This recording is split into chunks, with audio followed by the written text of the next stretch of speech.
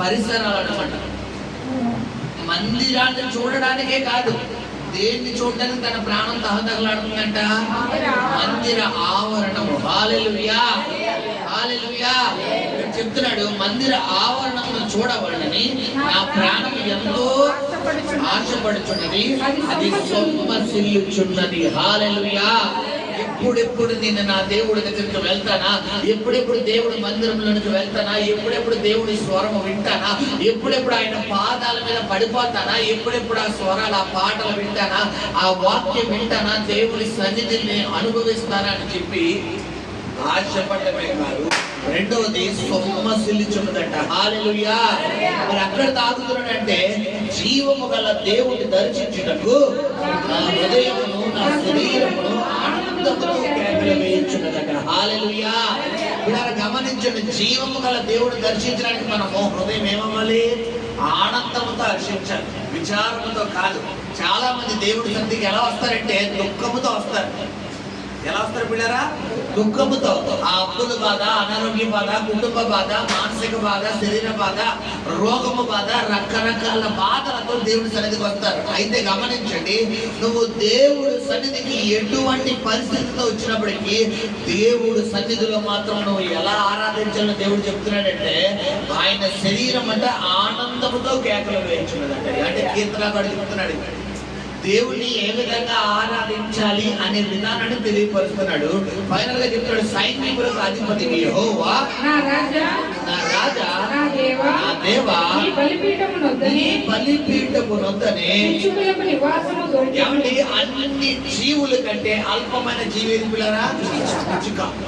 ఆ పిచ్చుకలకే నివాసం ఇచ్చిన దేవుడు తన పోలిక చొప్పున తన స్వరూపమందు తన స్వరూపంలో తన రూపములో మరి నరులను చేయదుము అని చెప్పిన దేవుడు మనకు నివాసం అయి ఉండడా? అందుకనే కీర్తనకారుడు 97 కీర్తన, యెహోవా నా ఆశ్రయము, నా దుర్గము, నా కేడము, నా రక్షణ శృంగము, నా శైలము, నా ఎత్తైన కోట నీవే అంటాడు. హల్లెలూయా. దేవుణ్ణి నువ్వు ఆశ్రయముగా చేసుకున్నప్పుడు నీకు కలిగే లాభాలు అన్ని ఇన్ని కాదు సహోదరి సహోదరుడా, నీకు నీ కుటుంబానికి ఆయన రక్షణ శృంగముగా మారిపోతాడు. హల్లెలూయా. దేవుని ఆశ్రయముగా చేసుకున్నప్పుడు నీకు నీ కుటుంబానికి ఆయన కోటగా మారిపోతాడు. హల్లెలూయా. దేవుని ఆశ్రయముగా చేసుకున్నప్పుడు నీకు నీ కుటుంబాన్ని చుట్టూ ఆయన కంచె వేసేస్తాడు. హల్లెలూయా. కంచె వేస్తే ఎవరన్నా రాగలరా? శత్రువు రాగలడా? రోగం రాగలదా? అప్పు రాగలదా?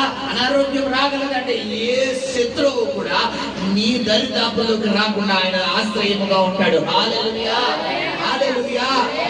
చదువుకుందాము, 5:4 వచ్చినాము. నీ మందిరమునందు నివసించువారు ధన్యులు. నువ్వు దేవుడు మందిరానికి ఎందుకు రావాలి అంటే నువ్వు ధన్యుడుగా మారడానికి.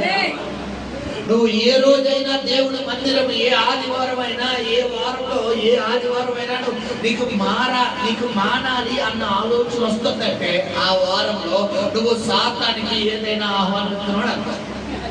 ఆహ్వాన పత్రిక. ఒక ఆదివారం మానేస్తేనే వచ్చేద్దంటే వచ్చేది. ఎందుకంటే నువ్వు దేవుడి సన్నిధిలో ఒక్క ఆదివారం ఈరోజు చర్చికి వెళ్ళకపోతే ఏంటి లేదు, ఈరోజు చర్చికి వెళ్తాం అని నీ మనసులో ప్రేరేపణ అవుతుందంటే ఇమీడియట్లీ నువ్వు ఎవరికి ఆహ్వానిస్తున్నట్లు లెక్క? సాతానికి వెంటనే కాల్ చేసేస్తున్నావు. ఎప్పుడైతే నీ ఆలోచన బట్టి నువ్వు నిర్ణయం తీసుకుని ఈ రోజు రాను అని అంటావో ఆ రోజు నువ్వు సమస్యకు ఆహ్వాన పత్రిక ఇచ్చినట్లు లెక్క. ఆ వారంలో ఏదో భయంకరమైనటువంటి సాతాను క్రియ నీ కుటుంబంలో జరుగుతుందని అర్థం. ఎందుకంటే నువ్వు దేవుడి సన్నిధికి రాలేదు కదా. అందుకని చెప్తున్నాడు ఏంటంటే నీ మందిరంలో నివసించువారు నివసిస్తేనే ధన్యులు, నివసించకపోతే ధన్యులు కాదు. హల్లెలూయా. వారు నిత్యము స్తుతిస్తారు. హల్లెలూయా. దేవుడు మందిరమునందు నువ్వు నివసించాలని ఆశపడాలి. రెండవదిగా ఆయన నిత్యము ఏం చేయాలి?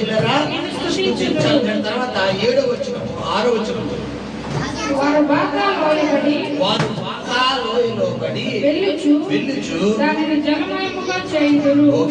తొలకరి వాన దానిని దీవెనలతో కప్పును. చూడండి, ఇక్కడ 5వ వచనం చెప్తున్నాడు, నీ వాన బలమునందు మనుషులు ధన్యులు. హల్లెలూయా. ఎవరి వల్ల బలమునందు మనుషులు అంటే పిల్లరా? దేవుని వలన. నువ్వు మనుషుల వలన బలము నొందేవనుకో అప్పటికప్పుడే ఉంటుంది, అప్పటికప్పుడే పోతుంది. అదే కనుక దేవుని వలన నువ్వు బలము నొందేవనుకో ఆ దేవుడిని ఎలా చేస్తాడంట? బలవంతుడుగా తయారు చేస్తాడు. హల్లెలూయా. గిద్యోను పిల్లరా శత్రువుల యొక్క భయములకు భయపడి, శత్రువుల యొక్క పిల్లరా ఆ యొక్క మాటలకు భయపడి గానుగు చెట్టు కింద కూర్చొని ఏం చేస్తాడు? గోధుమలు జల్లిస్తున్నాడు. జల్లిస్తుంటే దేవదూత వచ్చి గిద్యోనుతో మాట్లాడుతున్నప్పుడు అక్కడ ఏం జరుగుతుంది? న్యాయాధిపతుల్లో మనకి ఈ వచనాలు కనబడతాయి. అక్కడ ఏం జరుగుతుందంటే గిద్యోనుతో, గిద్యోనా నువ్వు పిరికివాడవే కానీ దేవుడు నిన్ను విజయాన్ని వ్యర్థంగా చేయబోతున్నాడయ్యా. గిద్యోను దేవుడు అంటాడు అక్కడ, నువ్వు జెరుబ్బాయేలు అంటాడు. హల్లెలూయా. నువ్వు జెరుబ్బాయేలు, గిద్యోను ఖడ్గము యెహోవా ఖడ్గముగా మారబోతుంది అంటాడు. హల్లెలూయా. ఖడ్గము అంటే ఆయుధం. నువ్వు ఎప్పుడైతే ప్రార్థన అనే ఆయుధాన్ని, వాక్యం అనే ఖడ్గాన్ని, ప్రార్థన అనే ఆయుధాన్ని, విశ్వాసం అనే డాలుని నువ్వు ధరిస్తావో ప్రియ సహోదరా నీకు ముందుగా బయలుదేరేది ఎవరో? దేవుడే బయలుదేరుతాడు. హల్లెలూయా. అప్పుడు నీ సమస్యలతో పోరాడేది నువ్వు కాదు, ఎవరు పోరాడతారు? దేవుడు పోరాడతాడు. దేవుడు నీ సమస్యలతో పోరాడాలంటే నువ్వేం చెయ్యాలి? ఖడ్గం ధరించాలి. యుద్ధంలోకి వెళ్ళేటప్పుడు ఏ కత్తి, ఏ డాలు, ఏ వీలు కూడా ఏది ధరించకుండా నేను ఊరికి వెళ్ళిపోతున్నానంటే ఎవరెవరు చేస్తాడు? పొడిచేస్తాడు. నాకు ఎన్ని వద్దండి, నేను కండబలం అంటే నా కండతో గుడ్డుతో గుడ్డేస్తానంటే అంటే కుదరదు. పిల్లరా యుద్ధంలోకి వెళ్ళేటప్పుడు నీకు ఆయుధాలు ఉండాలి. వాక్యం అనే ఖడ్గం ఉండాలి, రక్షణ శిరస్త్రాణం ఉండాలి, సమాధానమైన చెప్పులు ఉండాలి, సత్యం అనే దట్టి ఉండాలి, నీతి అనే మైమర్పు ఉండాలి, విశ్వాసం అనే డాల్ ఉండాలి. ఈ 6 ఆయుధాలు నువ్వు ఆత్మీయ జీవితంలో నువ్వు కలిగి ఉన్నప్పుడు శత్రువు ఏ రూపంలో నీ మీదకి వచ్చినా, ఏ విధంగా నీ దరిదాపుల్లోకి వచ్చినా నీకు రక్షణ కలిగించే దేవుడు. హల్లెలూయా. హల్లెలూయా. ఏమాత్రం వాక్యం అనే ఖడ్గముల దగ్గర లేకపోయినా, విశ్వాసం అనే డాలు దగ్గర లేకపోయినా, రక్షణ శిరస్త్రాణం దగ్గర లేకపోయినా, సమాధానంతో కూడిన జీవితమైన చెప్పుల దగ్గర లేకపోయినా, నీతితో కూడినటువంటి జీవితమైన మైమరుపుల దగ్గర లేకపోయినా, సత్యమనే నీ నడుము జారిపోకుండా, నీ వెన్నుపూస జారిపోకుండా గట్టి అంటే నీ నడుమును కట్టుకుని సత్యముతో కూడిన జీవితముతో కూడినటువంటి ఆ జీవితం అనే దట్టిని దగ్గర లేకపోయినా ఆత్మీయ జీవితంలో ఏమైపోతావు? కుప్పకూలిపోతావు. ఎప్పుడైతే ఆత్మీయ జీవితంలో కుప్పకూలిపోతావు, ఇక నీకు ప్రార్థన చేయబోతేదు, వాక్యం చదవబోతేదు, చర్చికి రాబోతేదు, ఇక దేవుడే దేవుడు. అన్ని బై ఇంకా ఆటోమేటిక్లీ నీ మైండ్ అంతా ఇందులోకి వెళ్ళిపోతే ఇంకా లోకం. ఎప్పుడైతే లోకంలోకి నీ మైండ్ వెళ్ళిపోతే ఇంకా పాపంలోకి వెళ్ళిపోతాయి. పాపంలోకి వెళ్ళిపోయిన తర్వాత ఇప్పుడు సాతాను గాడి గతంలో నువ్వు సాతాను గాడిని ఎంతైతే తొక్కావో అంతకు 2 రెట్లు నీ మీద సాతాను ఏం తీర్చుకుంటాడు? ఇప్పుడు పగ తీర్చుకుంటాడు. హల్లెలూయా. హల్లెలూయా. కాబట్టి గమనించండి, దేవుడిని కంచెగా చేసుకోవాలి. హల్లెలూయా. తర్వాత ఎంతో చదువుకున్నాము. యెహోవా సైన్యములకు అధిపతియగు దేవా, నా ప్రార్థన ఆలకించుము. యాకోబు దేవా చెవియొగ్గుము. హల్లెలూయా. దేవుడు ఏమని ప్రార్థించాడు? నా ప్రార్థన ఆలకించయ్యా, నా ప్రార్థన చెవియొగ్గు నాయన. నువ్వు తప్ప నాకు ఎవ్వరు లేరయ్యా, నువ్వు తప్ప నాకు ఆధారం ఏమీ లేదయ్యా. నీవే నన్ను ఆదుకునే దేవుడవు, నీవే నన్ను నడిపించే దేవుడు అని చెప్పారు. 11వ వచనం చదువుకున్నాం. 10వ వచనం. నీ ఆవరణములో ఒక్క దినము గడుపుట హల్లెలూయా. దేవుని మందిరంలో ఒక్క దినము గడుపుని ఎన్ని గంటలు, ఎన్ని రోజులంట? 1000 దినాల కంటే శ్రేష్టము. హల్లెలూయా. ఎంత గొప్ప వర్ణన చూడరా. నువ్వు దేవుడి మందిరంలో ఒక్క దినము గడిపితే 1000 దినాలు ఆయన సన్నిధిలో ఉన్నంత శ్రేష్టమైనటువంటి అనుభవాన్ని దేవుడు నీకు అనుగ్రహిస్తున్నాడు. హల్లెలూయా. హల్లెలూయా. తర్వాత మనం చదువుకుందాం. 11వ వచనం చదువునండి. దేవుడైన యెహోవా సూర్యుడును కేడమునై ఉన్నాడు. యెహోవా కృపయు ఘనతయు అనుగ్రహించును. హల్లెలూయా. ఇక్కడ గమనించండి, దేవుడని యెహోవా. సూర్యుడు అంటే ప్రకాశవంతమైనటువంటి కాంతి. ప్రకాశం అంటే చీకటితో ఉన్నటువంటి నీ జీవితంలో ఒక ప్రకాశవంతమైనటువంటి వెలుతురుగా. కేడము అంటే ఆధారం. పిల్లరా ఉదాహరణకు కేడం అంటే ఏంటి? ఇప్పుడు ఈ గోడ ఉంది కాబట్టి నేను దీనికి ఇలా జారబడుతున్నా. ఇక్కడ గోడ లేకపోతే నేను జారపడగలనా? ఇప్పుడు దేవుడు నీకు కేడు అంటే నువ్వు ఆయన మీద ఆనుకోవడానికి ఆయన నీ జీవితంలో సరి అయిన దేవుడు. హల్లెలూయా.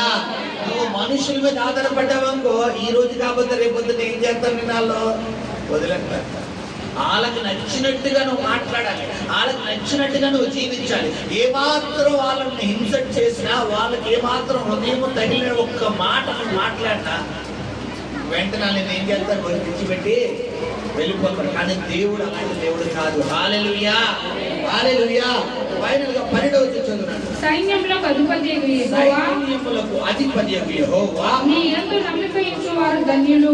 నీ యందు నమ్మిక ఉంచువారు, ఏమంటే దేవుని యందు నమ్మిక ఉంచువారు ఎవరంటే పిల్లరా? ధన్యులు అంటాడు. ప్రియ సహోదరి సహోదరుడా, ఇదే ధన్యుడి గురించి ఆల్రెడీ ముందు ఒక మాట చెప్తున్నాడు. చూడండి ఏమన్నాడు దీని ముందు చదువుకుంటే మనం, ఇదే ధన్యుడి గురించి నీ మందిరమునందు, అక్కడేమో మందిరమునందు నివసించువారు ధన్యులు అంటాడు, ఇక్కడేమో ఆయన యందు నమ్మిక ఉంచువారు. ఈ రెండు నువ్వు క్రైస్తవుడుగా కలిగి ఉండాలి.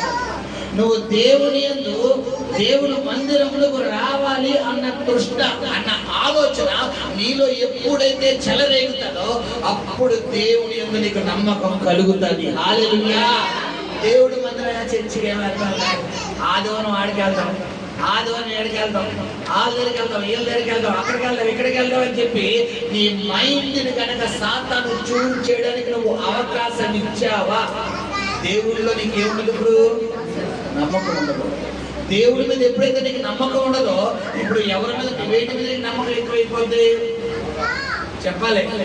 లోకం మీద నమ్మకం ఎక్కువైపోతుంది. లోకం మీద నమ్మకం ఎక్కువైతే అది మంచిగా చెడు అంటే నీ ఆత్మీయ జీవితం మంచిగా వెళ్ళిపోతున్న నీ ప్రార్థన జీవితం ఒకసారిగా సాతాను ఏం చేస్తాడు, మొత్తం కొలాబ్ చేసేస్తాడు. హల్లెలూయా, హల్లెలూయా. కాబట్టి ప్రియ సహోదరి సహోదరుడా, దేవుడి మీద నమ్మకం ఉంచుదాం, దేవుడి దీవెనలు పొందుకుందాం. హల్లెలూయా. అందరూ నిలబడి స్తోత్రాలు చెల్లిద్దాం. Thank you.